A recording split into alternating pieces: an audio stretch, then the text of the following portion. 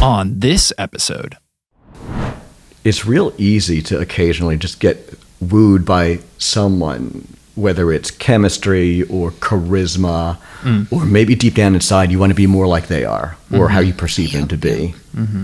But the people, in retrospect, that have impacted me the most really weren't like me much at all. Yeah. And what stood out about them was how they treated me. Quality, true caring, as opposed to, you can have a million hangout buddies, but when it comes to friendships, one of the analogies I've heard that I like is, I'd rather have 4 quarters than 100 pennies. I'd rather have fewer relationships, but have them have more depth than a ton of superficial ones. High walk-away relationships. Welcome to the Morning Star Podcast, where we engage in meaningful conversations that display God's handiwork and encourage you to live a Jesus-first life. This episode is all about sharing the story of God's faithfulness through personal testimony. So let's jump in. Hello, everyone, and welcome to the Morning Star Podcast. I'm your host, Jacob Mayhew, and I have with me today Mike and Pam Lee. Mike and Pam, how you all doing? Doing all right. Thanks for having us on today. Yeah. Very excited to be here. I'm so happy to have you here. I know Pam, mostly we met through like the worship ministry, because you do a lot. You're on stage on Sunday morning pretty frequently. And Mike, I think we probably met through there, but I've got to know you more through like men's ministry events. And I am blessed both by your role in my life, but also just through the pillars that you all have been in our community over the years. So thank you so much. And I'm so happy to be able to get you guys here and hear more about your story and about your lives. So first up, why don't you just tell us a little bit about yourself, how long you've been at Morning Star, what your role in life is right now. Maybe starting with Pam, we'll just go around. So I think we're just about rounding our 11th year, because we started on the 30th anniversary, and it's just turned the 40th. So we're just recently. about 11 years at Morning Star. 2012? Yeah. Okay. And I am currently, I'm a mom. I'm a homeschool mom. Nice. I'm a tutor, and I'm an enrollment director at a small Great Books college in Eugene. Okay. Very nice. Very nice. That's fun. What about yourself, Mike? Let's see, we're happily married just about 27 years now. Okay, nice. Blessed to have 4 kids and an opportunity to work in Christian radio all these years later. I'm very grateful for. Awesome. So what brought you guys to Morning Star first, like 11 years ago? Well, we first moved out to Oregon about 16-ish years ago. Yeah. Okay. Went through some rough waters, ended up becoming members of a church in Milwaukee, of all places, when we were still living in West Salem. Okay. Which, if you're curious, is a solid hour's drive. Yes, it is. And when you have 4 littles, makes it virtually impossible to plug into community when it comes to friendships and things like that. Eventually, we became a part of a church plant. And then when God released us from that, we ended up at Morning Star. Okay.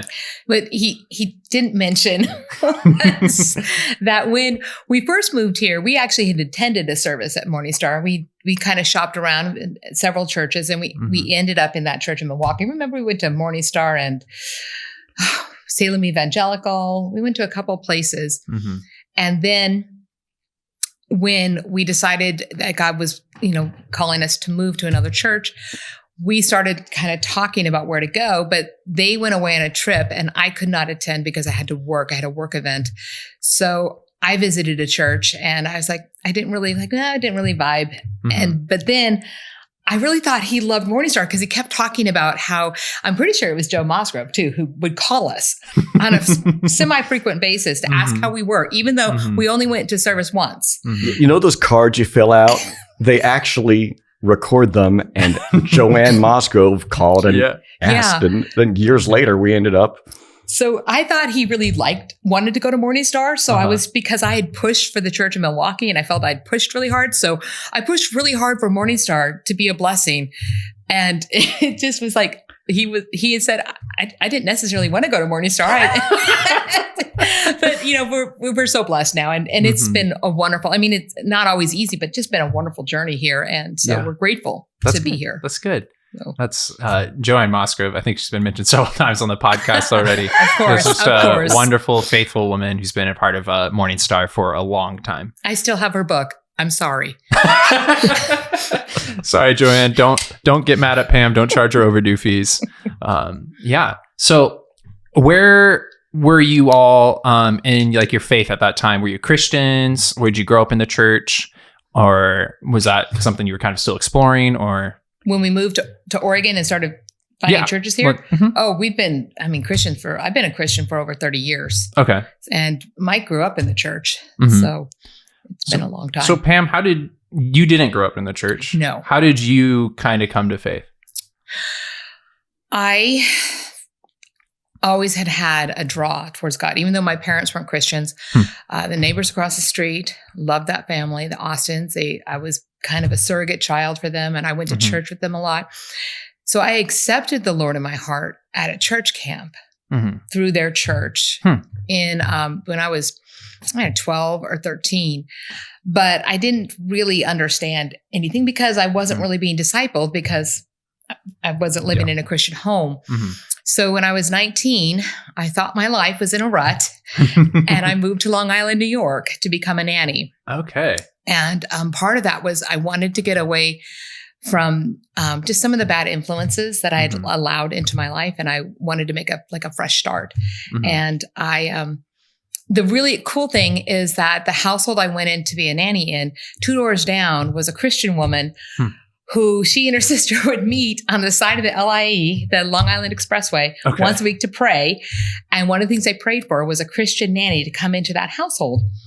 And she wasn't allowed to talk to me about Jesus. The people that I worked for were very strict. But when I asked about a church, they gave her permission.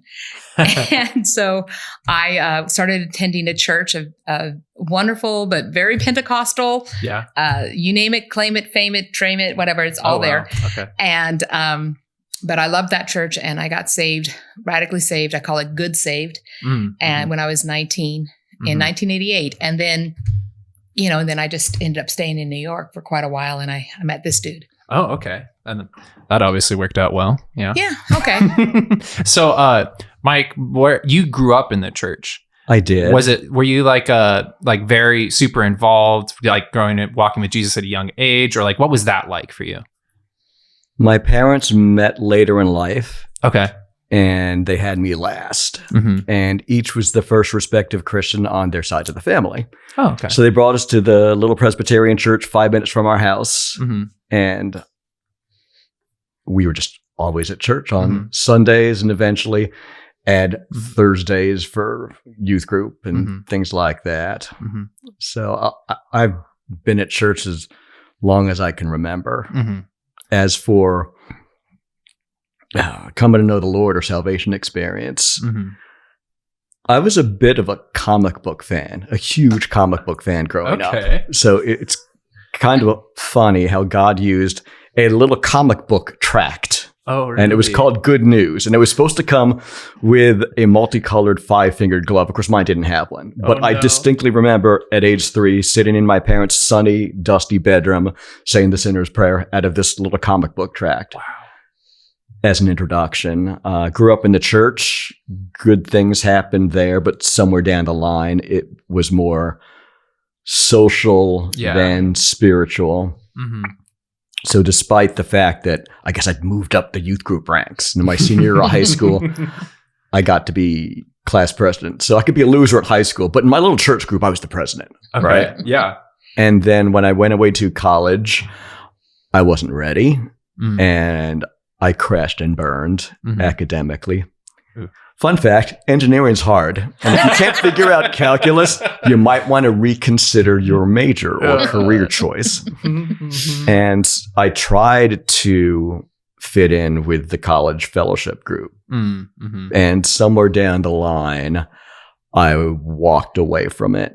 And my reasoning was I wanted to hang out with people I thought were good people, whether or not they had any religion about them, rather than a bunch of people who I saw as hypocrites. You're telling me what to do on Sunday morning. You're out hammered Friday night and you're cheating on your girl. Oh, geez. So I just turned my back on that.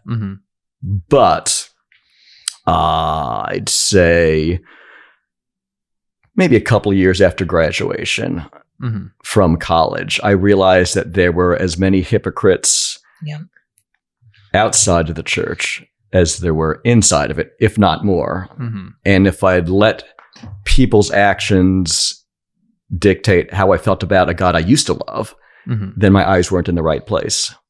So gradually, I went and found some good people. Okay. And a good church, and that's where eventually Pam and I got married. We spent I spent about 15 years there. Okay. Nice. And this was in New York? Yep. Yeah. Okay. Suffolk County, Long Island, New York, in the suburbs. Yeah. Yep. You guys have moved around a lot, so I'm trying to keep everything straight. Well, compared to me, I've lived in like the Northwest. That's it. So I keep keeping everything straight in my head. So when you guys met each other, Pam, would you been still kind of new in the faith? Well, golly, we met in 93? No, 92? Sounds about right. About 92. So I've been a Christian for about 3-4 years. Okay. Yeah. So you had some experience for sure. Yeah. I mean, I have more now. Yeah. That's good. Yeah. So okay. Nice. And so what was, I guess when you guys met each other, what was the process? Cause you guys came from very different backgrounds. All right. You came up going to this little church, and then whereas you came up not going to church at all. What was there anything you had to navigate in your relationship and as you get married, trying to figure that out? Or what did that sort of look like? Well, I mean, when we first started dating, I was going to what would be termed a mega church. Okay. With 2,000 members. Oh, yeesh. And it was Pentecostal. So, and he went to Green Lawn where what was her name? Crazy? No. Only one crazy lady raised her hand. Yeah. We all laughed at her. And 99 people on Christmas Eve was considered a huge year for a little Green Lawn Presbyterian. So it was a bit of a shift and a huge shift. Yeah. So it was really cool because we had started dating and he'd gone to a couple of services at my church and really struggled with the violently shaking people. And, and again, whatever happened to the spinning lady? I don't know. She would spend the entire literally spinning like a top. No, I'm very grateful for this church. It was formative for me, and it was how I came to know the Lord. And I think that that's so important. And I'm really glad where I am now too. So, just appreciating that. Yeah. But we were getting pretty serious, and we thought we should probably go to the same church. We were starting to talk about marriage. I don't think we were engaged yet, right? Because we didn't get engaged till after I was attending Smithtown, right? Yeah. Pretty sure, right? Yes, because you were in the choir. Oh, yeah, that's right. Point. Okay. So what's man's reasoning? All right. If you and your fiance go to separate churches, then you find the third church. That way, both of you lose and no one gave up for the other. Right. So we went searching for a third compatible church. Yeah. We always managed to get there late, get in fights, and not have a good day. And then we were on the way back from my church's 20 and 30-year-old groups winter retreat. And then Pam surprised me. And she said that she felt released from her church's ministries. Not only that, she wanted to come to my church. So that was a gift because I never asked for that. I never prayed about it. I just figured out, just go to a third church. Yeah. So what was going through your mind when you said that? Well, we'd been at this retreat, and I don't remember all the particulars of the retreat. I just remember Corinne looking at us as a couple and being very confused. It's like, I'm not sure you guys work, but then she got to know us better and said, no, you guys work. Okay.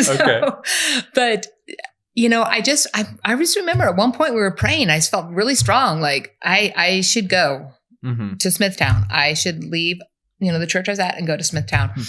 And I wouldn't say it's an audible voice or anything like that. I just knew that. So I told him on the way back. I got one funny aside. There was a noted traveling preacher who had gone to Pam's old church. So I remember going to one of these Friday night services where they often, played the same guitar riff for 5 hours straight and had their little holy parades around the congregation and things like that. Okay. And some people I know, like our one friend Joe, man's man, gym rat, UPS driver. Okay. I remember seeing him among these people that you go, phew, they all fell over. And I'm thinking to myself, there's no way Joe, the definitive man's man, would be so emotional that would happen. So there's got to be something there. So I remember closing my eyes and praying, like, all right, God, if you want to go to church with these crazy people, then I need to want your will more than mine. So the evangelist comes over, he puts his hand on my forehead, and I felt absolutely nothing. Yeah. Which is not to say that anyone else had an experience that wasn't legitimate. Yeah. But I knew that I didn't have to go to that church. And I have to admit, I was probably relieved about that. Yeah. Okay. It's like I said, it's all good. So you both had God kind of working in your life to independently confirm this. Yeah. That's cool. Without even you'd been talking about it, but the direction you all were moving was different. And then God was just like, hey, let me just resolve this. One pleasant surprise or confirmation would be, I just expected Pam to be friends with the women I was friends with. And she was friendly enough with them, but God gave her own set of super close That's good. friends. That's good. Yeah. So you all start going to Mike's church then? Okay. And then how did that pan out? Because it's a big adaptation for you, Pam. Well, no. Oh, hold on. So Smithtown Gospel Tabernacle is also, are we allowed to say church names here? Sure. That's fine. It's also a pretty large church. Okay. So Mike has already moved out of his comfort zone into a larger, this is it's an FCA church. They're with the Fellowship of Christian Assemblies. So it's similar to an AOG kind of a church. Assemblies of God. Okay. Yeah. And so he was already getting pushed out of his comfort zone in that way. And for me, it was just like, okay, it's a bunch of Norwegians that are Pentecostal, which let me tell you, it's pretty crazy. Yeah. Okay. So the shift wasn't as hard for me, I think, as it was for him when he had originally started going to that church. Of course, I loved that church because it was nice having more than two people between the ages of 18 and 30 to hang out with. Yeah. That's fair. I'm already picking up a theme on a lot of how God has used non-ideal circumstances and non-perfect churches, for both of you to teach you various things or to bring you closer. You've talked a lot about your first church, where it's well, maybe you don't see eye to eye with them anymore, but you're just grateful for the experience. And you've talked, Mike, about there was hypocrisy in the church, but then when you left the, kind of hanging out or within the Christian fellowship, and then when you stopped hanging out with them, you just kind of discovered the human nature aspect of that. And it was that non-perfect experience that made you to kind of come back and reflect a little bit on that. It sounds like. I think it was the prayers of my mom. For one. Yeah. And there were these people that I was not buddies with in high school, but after I'd flunked out from college the first time, they dragged me out to this Bible study, right? And even though I was skeptical, A, I had people to hang out with, so at least I would leave the house, and B, I couldn't deny that my track record of life was better off when I went to this Sunday night Bible study than when I didn't. Yeah. Wow. That's just solid. What what are the words Jesus says? Something along the lines of, if you love me, you will obey my commands. And then I told you these things so that my joy may be in you and that your joy may be complete or full or whatever your translation says. And that's just kind of a good, I like it when what Jesus says plays out in our life. And that kind of shows that to me a little bit with you going to that study, and all of a sudden you're finding out hey, my life's just better when I'm following Jesus that way.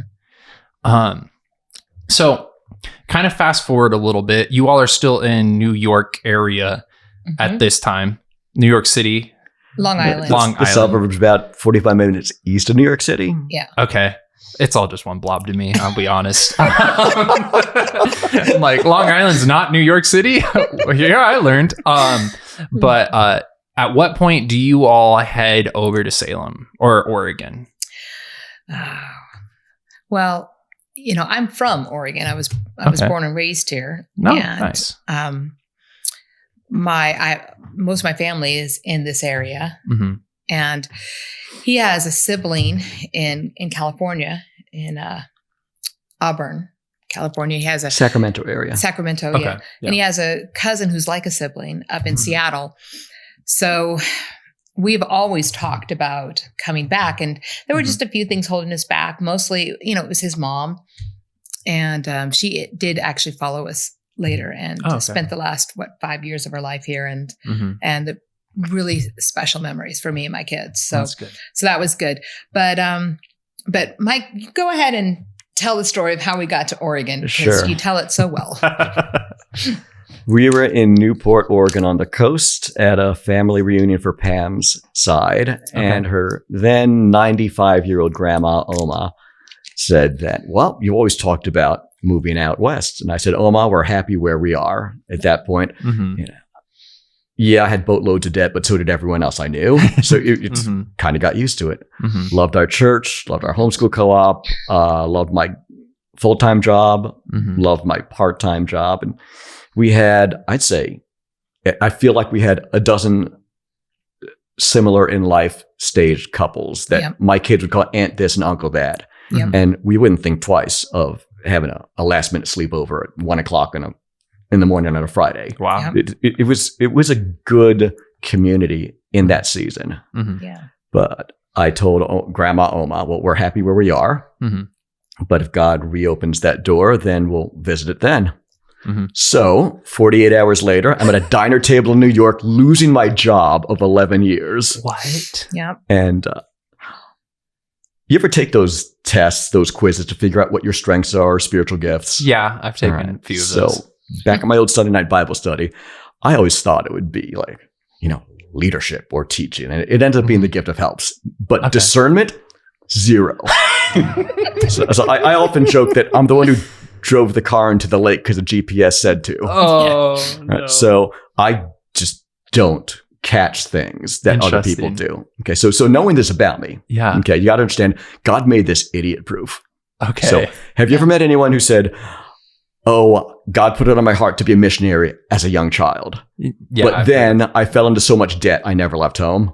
Oh, that's right. I didn't want to be one of those people. So after all these years of praying and not really getting anything discernible, I received that as, well, I guess status quo is good enough for God.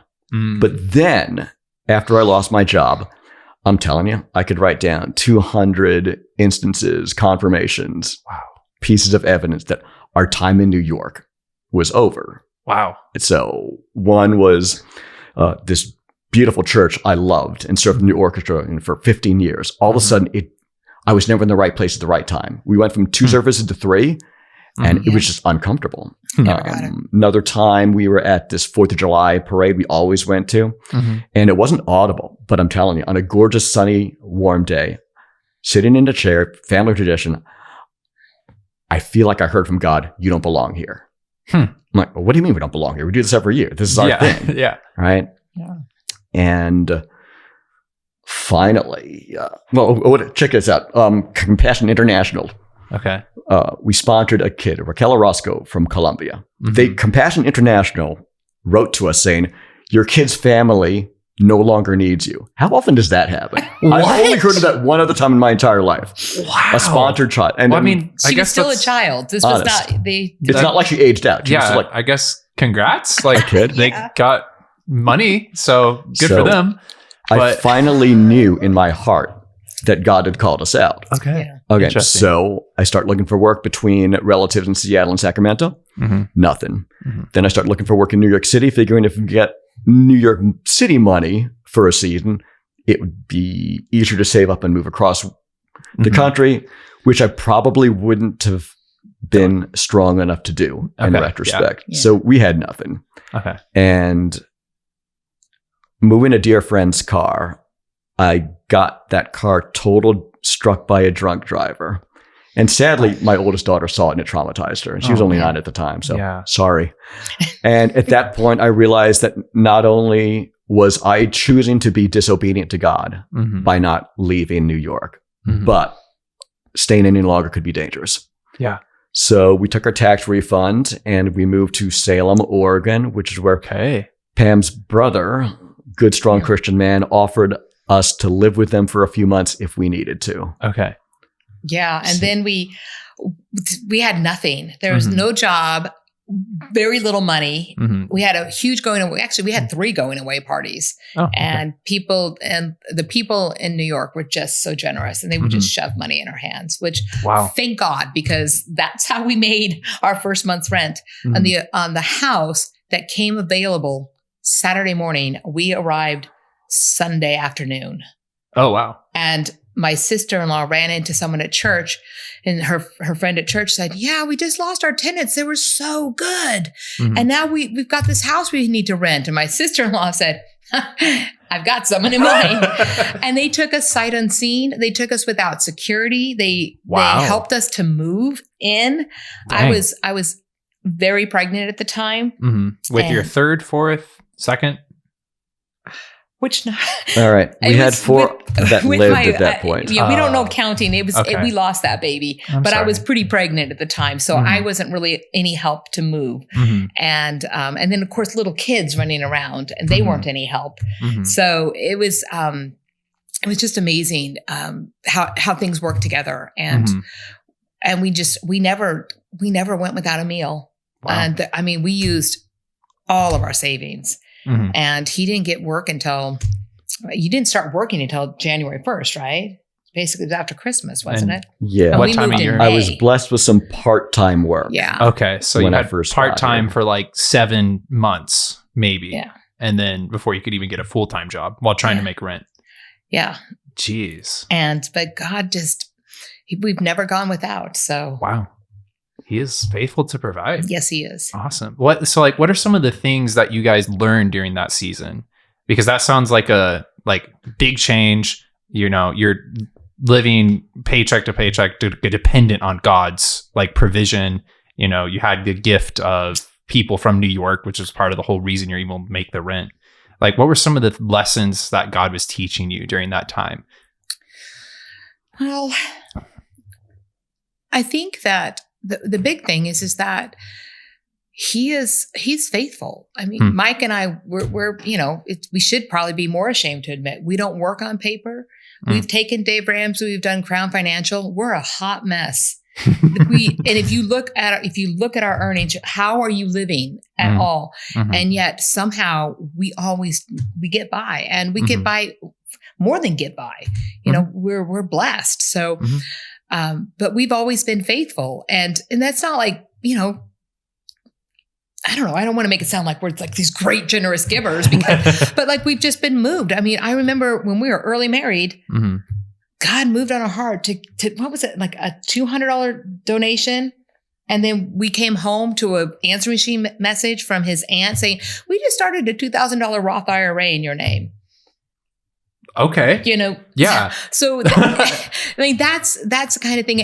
And I don't know.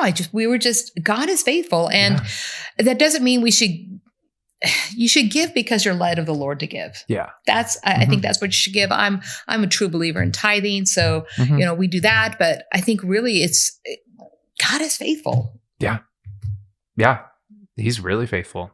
We did just a couple episodes ago have an episode where we talked about giving with Kate Snigariv and Candy Escalante. So if any of you listening are curious to hear more about that, feel free to go check out that episode. It was a great conversation. But Mike, what are some of the lessons that you learned during that time? It's humbling when you lose everything. Pam had her side of the family out here, at least, and we could try to make new friends. But I spent 15 years at the same church. I'm used to people just where everyone knew your name and everyone knew your stuff. So I'd say it was tough initially moving out here and seeking relationships. That first summer in particular, that was probably the loneliest of my life. You just had entirely new community, or lack of in some ways, right? And Oregonians are difficult to get to know. Okay. Yeah. They're just, they're really friendly. We went to this church and everyone was just, oh, hi, how are you? But not a whole lot more than that. Oh, okay. And it just took time. And finally, me being the brash kind of person I am, Mm-hmm. I was like, you're going to love me. And I'm going to force my way into this situation because we're in the same church. And I feel like that was difficult because in New York, it's kind of, they're right in your face, good or bad. They're in your face. But there's no guessing. What you see is what you get on the East Coast. Whereas out here, it was really tough trying to introduce yourself, trying to get to know people. Yeah. This is just the waters I swim in my whole life. So it's fascinating to hear that. Almost like the veneer of politeness can actually make it harder to get in connected and get to know the real person. Well, maybe it's regional or cultural, but I did notice that many of our fastest friends were also transplants from out of the Pacific Northwest. Got it. So maybe it was the outsider mentality that we could all relate with. Yeah.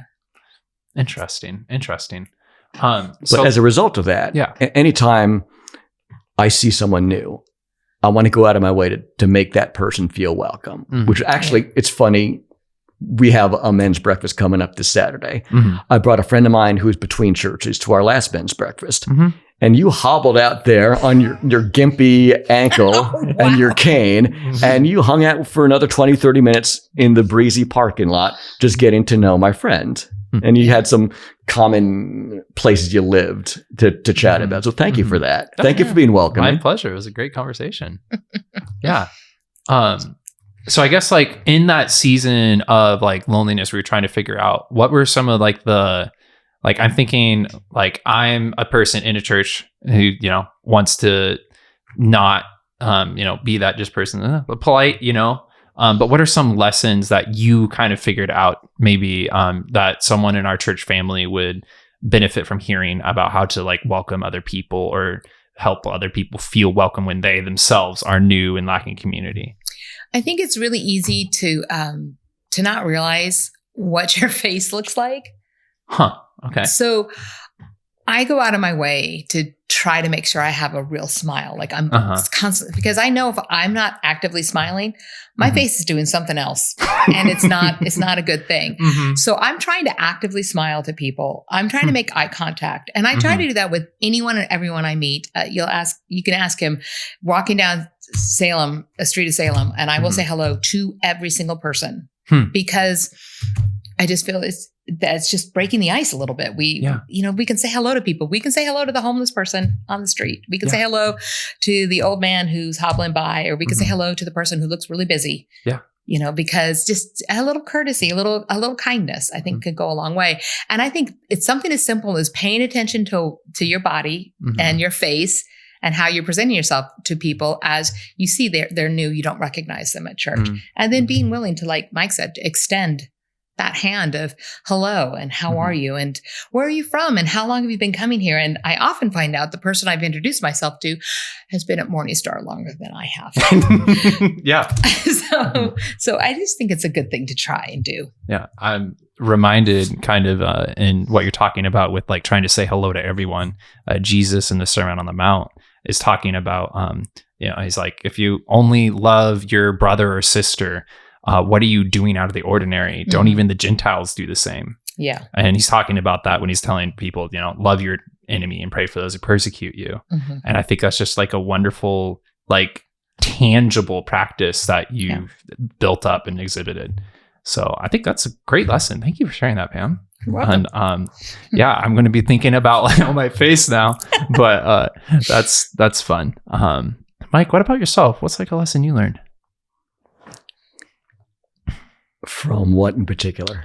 Just from like when you moved over and you had that season where it was kind of hard to get community and like and you tried to learn and like rebuild that connection.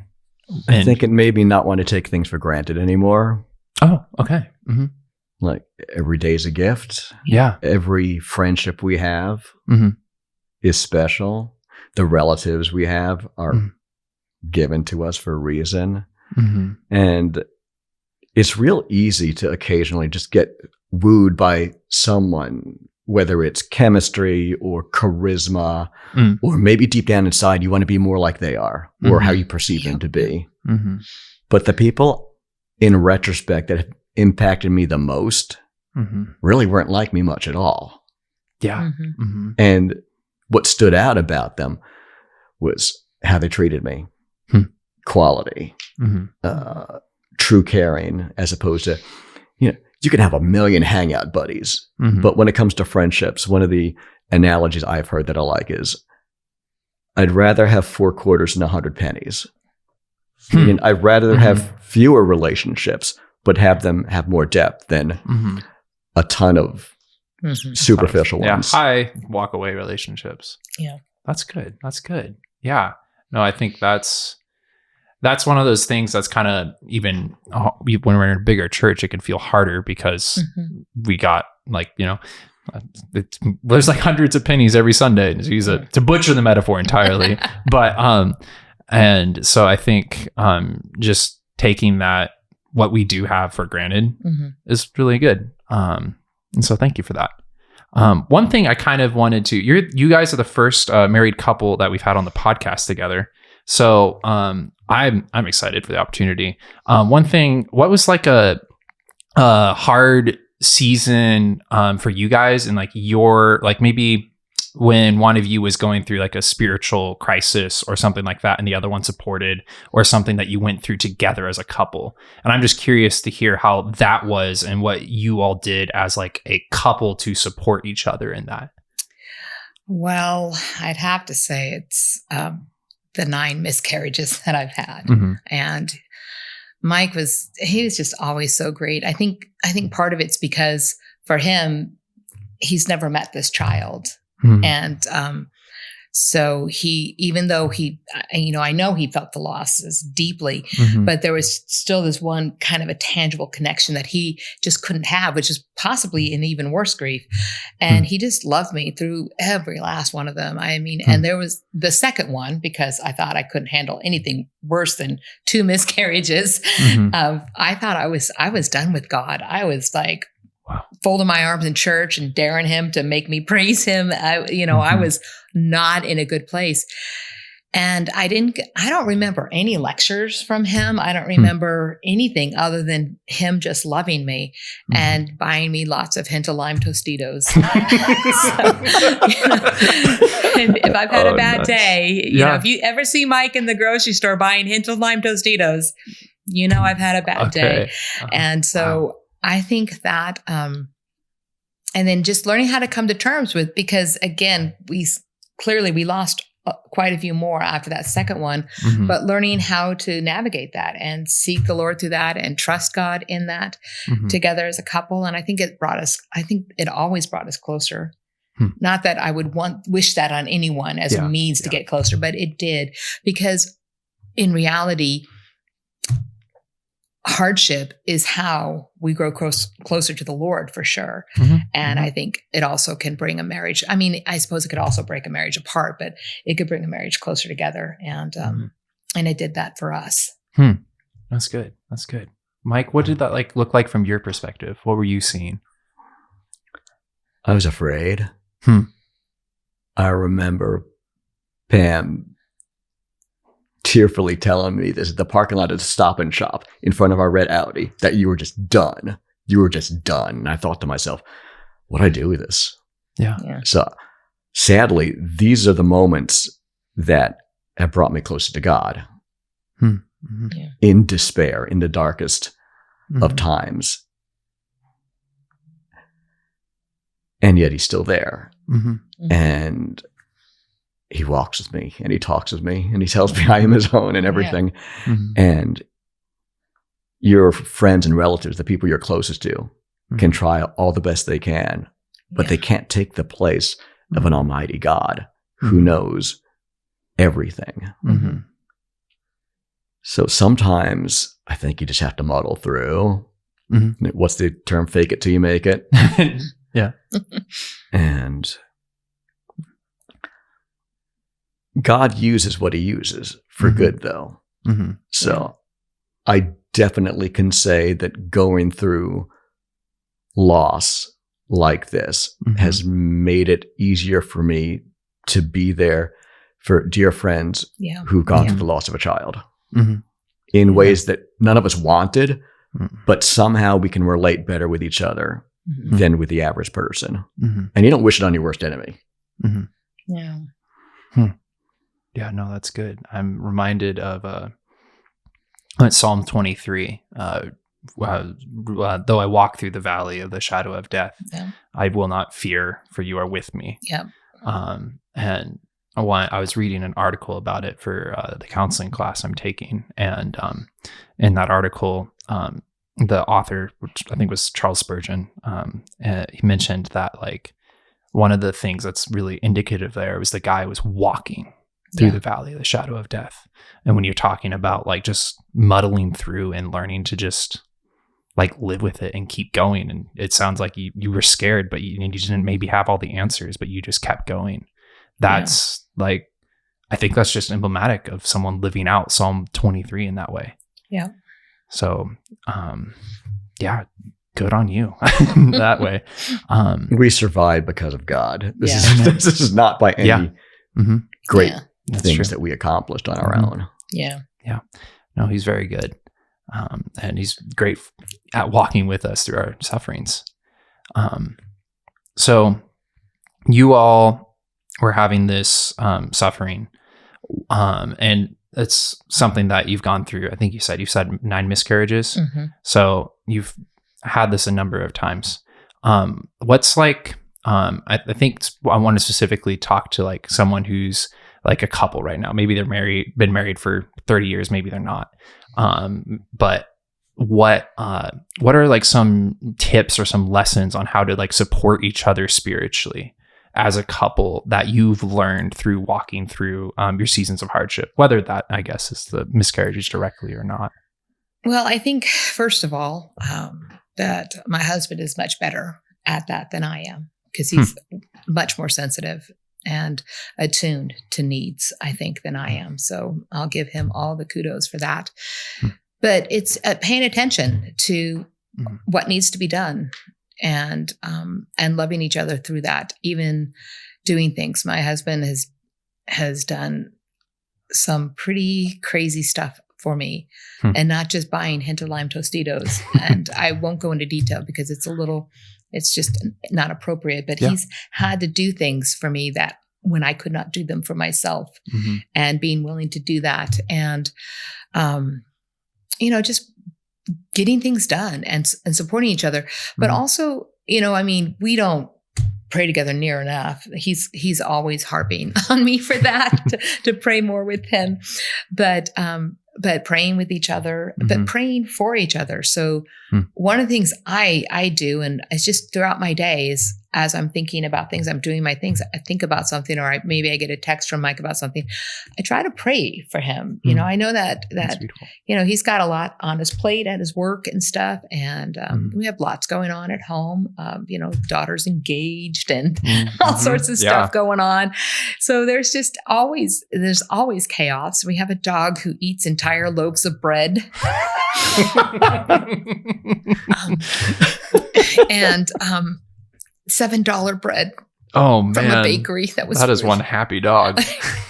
Yes, but anyway, so but really, he just I think being aware and being intentional. So simple things, getting me a cup of tea. Knowing that she's going through a rough time. Let me get her a cup of tea. Or, something like that. Or knowing, knowing that he was coming straight from work. So grab him some food. He is way more considerate than I am, though. So everything I know, I've learned from him in terms of being kind to each other. You're being too sweet. No. I'll tell you what, though, here's something that I didn't expect that showed me a different side of my wife that made me love her even more. And that was after my mom had moved out from New York, and she was living her best life in her first senior apartment. And then unfortunately she had a series of micro strokes, and that led into dementia. And here's my mom, college educated when it wasn't cool for women to be college educated, much less Chinese women. She was a science teacher. She was brilliant.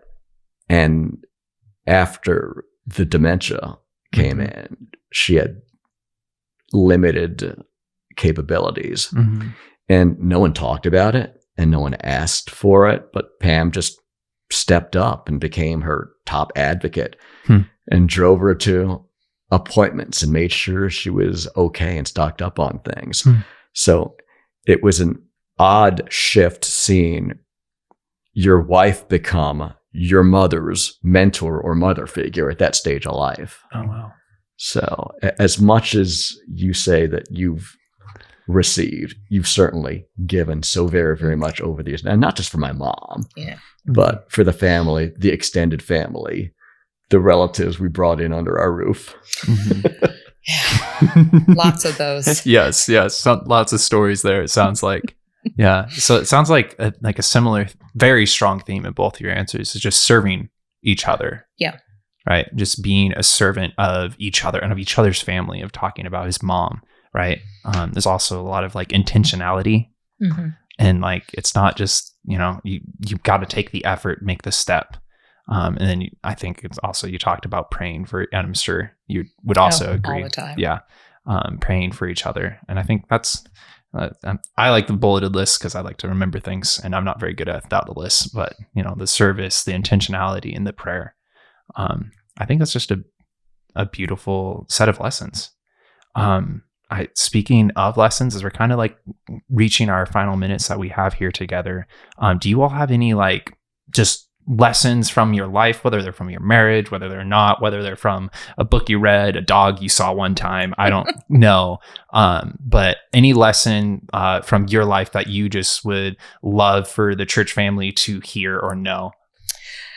Well, what was it? 2 years ago, we drove my son to Oklahoma to go to college there. Go Eagles. Talons up. Is that what Talons up. Anyway, and it's a 3-day drive to get there. Okay. So we had a 3-day drive to get home. And it was a good time to talk. And, like I said, what with 4 kids, we've had a couple of nieces living with us at different times. We've kind of run the gamut of things. And we had a lot to talk about, things that have gone well, things that haven't gone well. And were we in God's will? Did we make mistakes about any particular decisions we had made as a married couple, as parents, and anything like we homeschool our kids? Was that a mistake? Things like that. And so 3 days to talk about this. And we came to the conclusion, mind you, we could have just read Job. It would have been easier. We came to the conclusion that you can do all the right things serving the Lord and still have things go really wrong.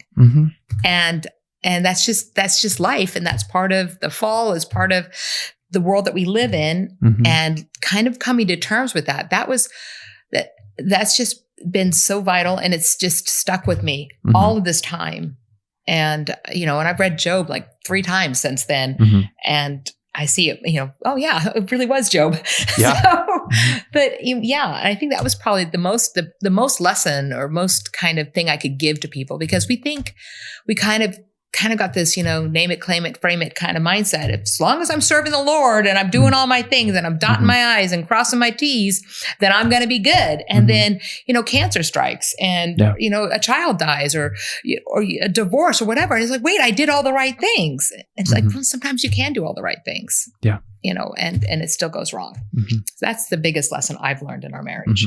And that's something that, like, even if you're not in a church that would explicitly say like, oh, we name it, then we claim it. Like, that's something that's just easy to, like, it's in an American culture, you do work hard, you get that. And like, you might not drive a Porsche, but like, you're going to have, the stable life, 2.6 kids or whatever. Yeah. And even like in just any church, we all live in this culture, and that just ideology can be steeped in, and we might not even realize, like, just like, oh, like I had, personally, I'm like, I've had to go through things where I'm like, like I'm just doing all the right things, and this just isn't happening. And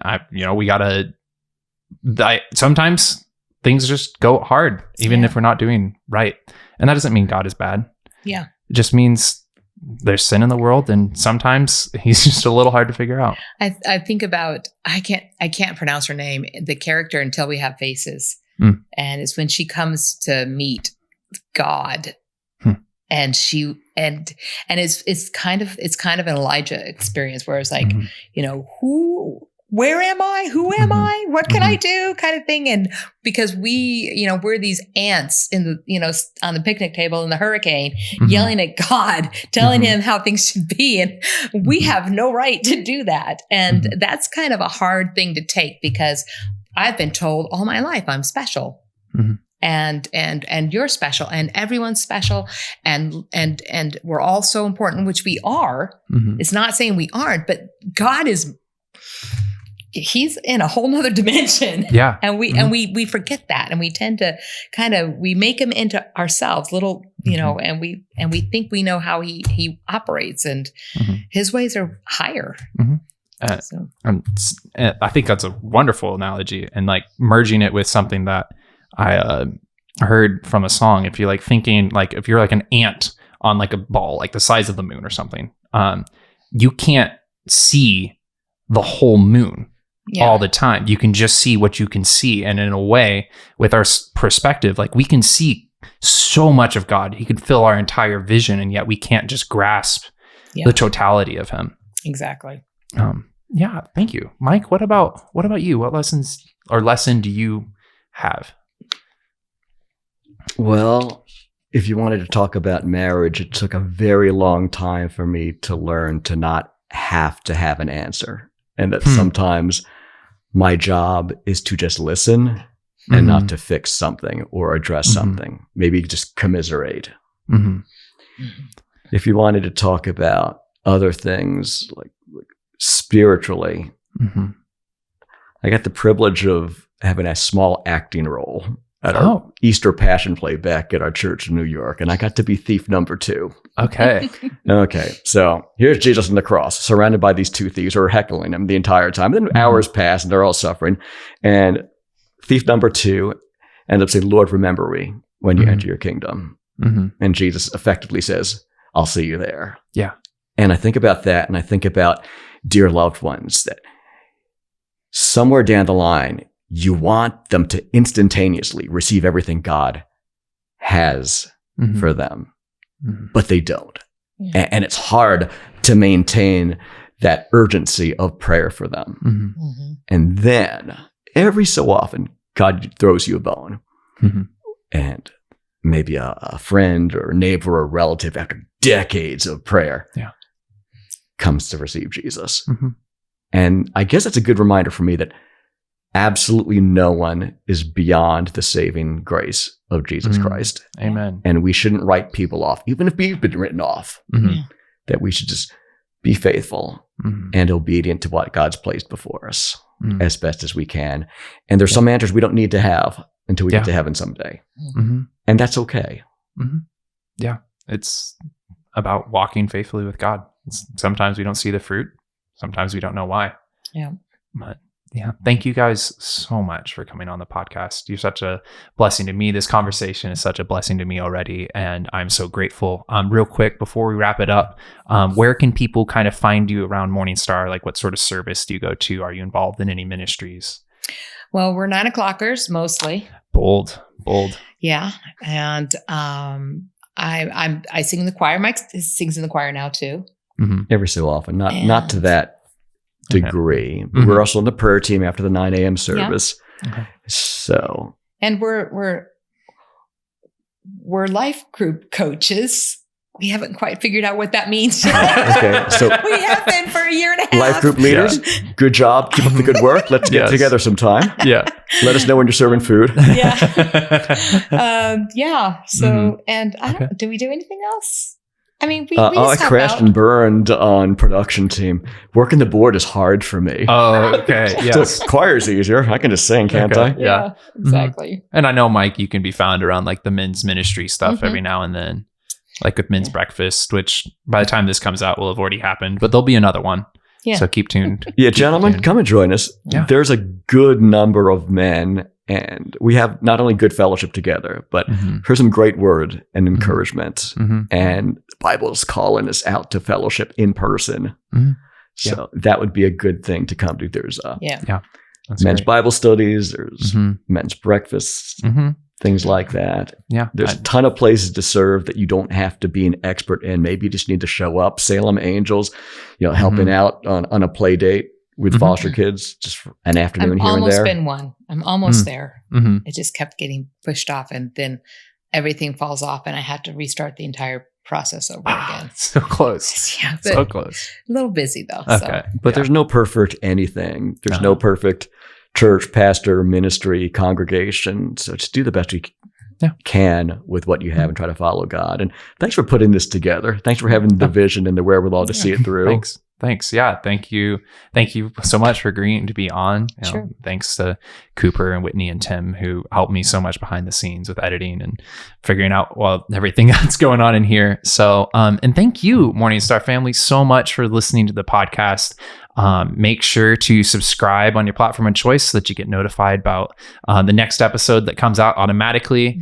And make sure just go walk faithfully in your life with God. And sometimes things might not make sense, but that doesn't mean he's not good. And maybe it's just around the corner that you'll actually discover, or maybe it'll be when we see him one day. So thank you so much for listening, and have a wonderful week. Thanks for tuning in to the Morningstar Podcast. Join us again next time as we display God's handiwork and encourage you to live a Jesus-first life.